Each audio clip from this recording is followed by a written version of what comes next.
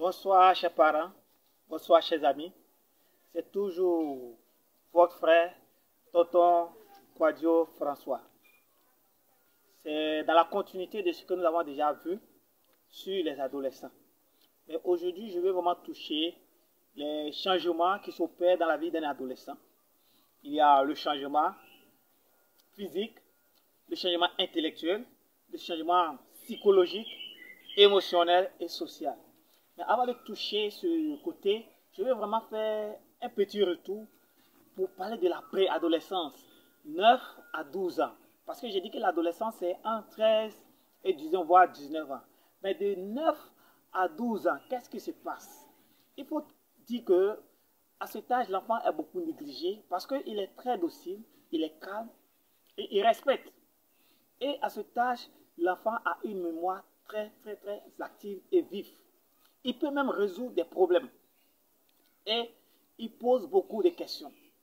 Et c'est à ce moment-là qu'il faut lui enseigner les valeurs, les bonnes bases qu'on aimerait lui enseigner pendant l'adolescence. Parce qu'à cet âge-là, il est vraiment ouvert. Et les émotions sont en jachère. Il n'a pas, si on peut dire ainsi, il n'a même pas d'émotions parce que les émotions sont endormies. Et les émotions vont se réveiller dans l'adolescence. Et c'est pendant ce temps qu'il faut préparer l'enfant, qu'il faut prendre du temps avec l'enfant. Il faut être ami avec l'enfant. Parce que quand nous rentrons dans l'adolescence, nous voulons que l'adolescent soit notre ami, qu'il puisse nous partager ce qu'il vit. Mais puisque cela n'a pas été fait pendant la préadolescence, vous voyez un écart souvent entre l'enfant et puis les parents. C'est difficile de pouvoir vraiment arriver à se comprendre. Et ça crée souvent des frustrations. Et c'est pourquoi vous voyez que souvent l'enfant trouve que les parents sont contre moi parce que voilà. Mais c'est vraiment important de considérer cet âge-là, 9 à 12 ans. Il faut prendre du temps avec l'enfant, investir en lui, lui enseigner les bonnes bases, les valeurs qu'on aimerait toucher, développer dans l'adolescence. Donc je reviens à notre thème de ce jour, les différents changements qui s'opèrent dans la vie d'un adolescent. Nous prenons d'abord le changement physique. Physiquement, l'enfant a le corps qui change.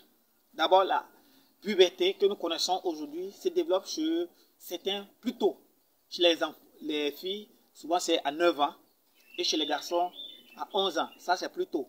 Sinon, en principe, ça va à partir de 13 ans. Aujourd'hui, avec tout ce que nous voyons autour de nous, nous consommons, fait que les enfants développent la puberté un peu plus tôt. Il y a un changement physique marqué et accéléré et déstabilisant dans la vie d'un adolescent. Il y a la taille qui change, il y a le poids, et aussi les différentes parties du corps aussi. Je peux dire chez les filles, il y a la poitrine, les garçons, la pomme d'Adam, et tout ce que nous pouvons connaître qui se développe autour du corps de l'enfant. Il y a un travail d'intégration que l'enfant doit faire sur lui-même.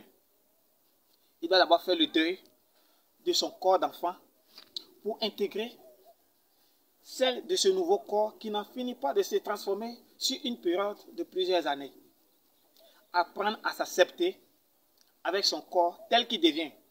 Donc il y a une insécurité et une préoccupation de son image extérieure. Nous voyons souvent les boutons qui apparaissent. L'enfant va passer son temps à vouloir chercher, à pouvoir vraiment enlever ses boutons. Ça montre que l'enfant est dans la puberté.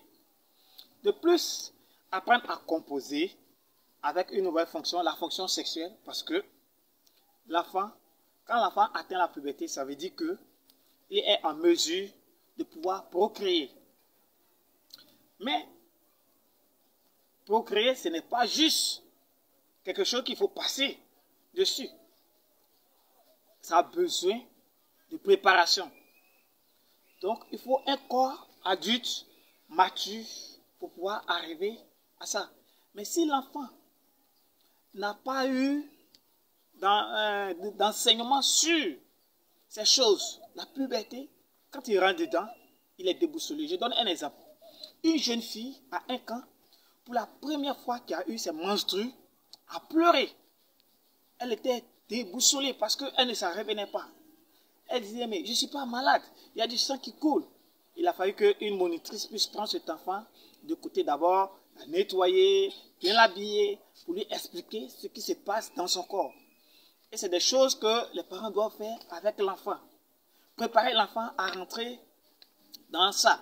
Quand l'enfant n'est pas préparé, quand ça arrive, il est déboussolé. Ça, c'est sur ce côté. Il y a le côté intellectuel. L'ado découvre de nouvelles capacités. Il apprend à jouer avec les idées. Quand ça a une capacité nouvelle, il peut remettre en question dans sa tête et prendre un recul par rapport au monde et à la vie. Ce qui ne pouvait pas le faire auparavant.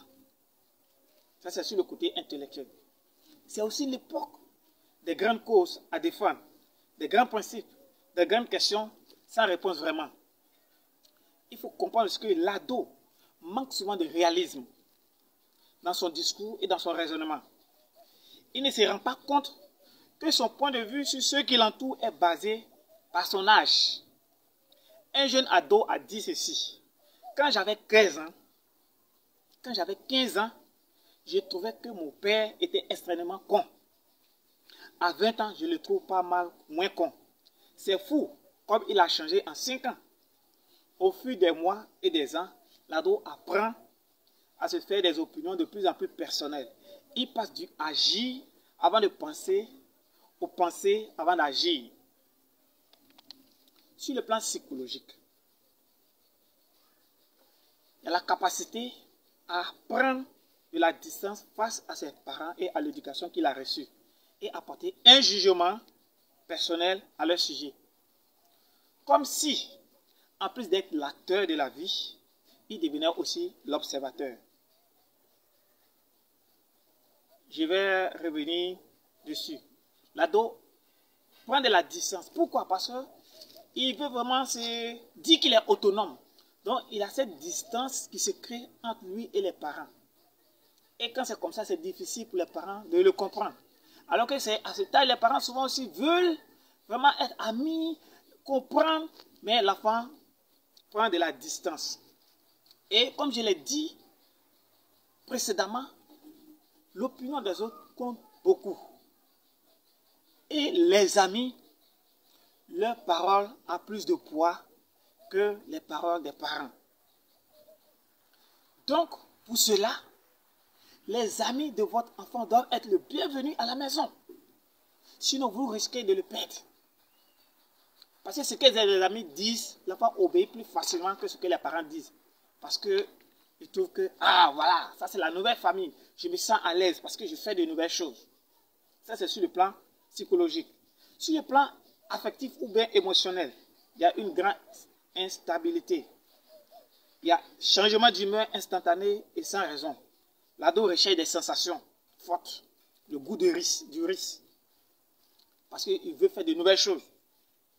Aller à la limite de ses capacités. Faire des excès de vitesse. Ou de te défoncer, souvent même dans l'alcool. Voire même dans la drogue. Pour beaucoup, c'est aussi la découverte brillante et exaltante de la musique. Il peut répondre à des besoins divers. Communiquer avec ses amis. S'exprimer surtout s'il en joue. C'est que s'exprimer quand il est acteur dedans. Je l'ai dit que parfois il est observateur ou acteur. S'évader ou se distinguer des adultes. C'est le temps des idoles. C'est que telle personne est mon idole, tel chanteur est mon idole. Ça, c'est un peu ce que l'adolescent vit sur le plan affectif. L'ado ou l'adolescent est avant tout intense. Il a de grandes peines et aussi de grandes joies. Il apprend à goûter au monde des émotions et à le gérer progressivement. Et il découvre des sentiments nouveaux d'amitié, d'amour, jamais vécus auparavant. Ça, c'est le plan émotionnel. Mais il faut comprendre que les émotions qui étaient en jachère pendant la préadolescence sont réveillées. Et il y a aussi cette attirance vers le sexe opposé. Ça, c'est normal. C'est normal. Normal dans ce sens où, pas que je veux goûter au sexe, mais c'est un désir qui est dans l'adolescent. Mais pendant ce temps, les parents doivent avoir du temps pour expliquer à l'enfant, dans la préadolescence. Quand l'enfant rentre dans l'adolescence, il sait que c'est normal, ce désir-là vient et après, ça va passer. Mais si les parents n'ont pas eu le temps de pouvoir expliquer cela à l'enfant pendant la préadolescence, et l'enfant rentre dans l'adolescence, et ce désir vient, il risque de tomber dans la vie de débauche. Et après, c'est des regrets amers. Et souvent, l'enfant peut se retrouver avec une grossesse parce qu'il n'a pas été préparé. Il y a aussi le côté social. Surtout entre 13 et 16 ans. Il aime être entre groupes d'amis. C'est que, je peux dire, être dans les petits gangs. Il veut en même temps se distinguer de ses parents et se conformer aux normes de ses amis. Une femme psychiatre a dit ceci. L'adolescent, on peut comparer l'adolescent au homard. C'est un animal, c'est un truc qui vit dans l'eau. Qui doit se perdre, qui doit perdre sa carapace pour grandir. Pendant la période où le homard se défait de sa vieille carapace et s'en construit une autre, conforme à sa nouvelle taille, il est d'une extrême vulnérabilité. Il en est ainsi de l'adolescence. L'adolescence a besoin de perdre sa vieille nature. Comme je l'ai dit, il doit faire le deuil de son ancien corps pour prendre le nouveau corps. Donc, il a besoin de perdre quelque chose. Et, comme je l'ai dit, son identité est remise en cause. Parce qu'il se demande, est-ce que les gens m'aiment? Parce qu'il vit une situation auquel il n'était pas préparé, auquel il ne s'attendait pas. Et pour ça, chers parents, ne croyez pas que c'est souvent difficile ou bien comment on va faire, mais Dieu est là pour nous accompagner. C'est vrai, aujourd'hui nous sommes en train d'aborder ce thème et je crois qu'avant qu'on ne puisse vraiment rentrer dans les solutions, je crois que pour le moment c'est la prière. Si vous avez des ados, continuez de prier pour eux parce que le Seigneur va les rejoindre là où ils sont. C'est ce que je voulais partager avec vous ce soir. Que Dieu nous bénisse au nom de Jésus. Amen.